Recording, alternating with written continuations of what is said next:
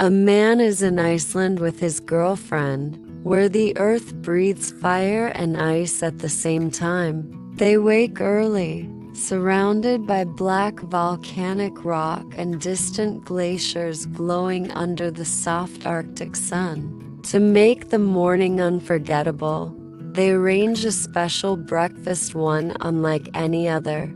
Every dish is prepared using the island's raw volcanic power.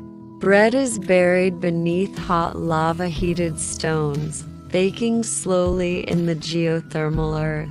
Eggs are gently cooked in bubbling hot springs.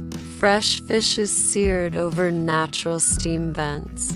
Even their coffee is warmed by geothermal heat rising from the ground. They sit together on a blanket near a steaming lava field, the air warm despite the cool northern breeze. The food is simple, natural, and unbelievably delicious, flavored by minerals, fire, and the wild spirit of Iceland itself. As they eat, they laugh at the idea that the earth itself cooked their breakfast. Around them, steam rises like morning incense, and the land feels alive beneath their feet.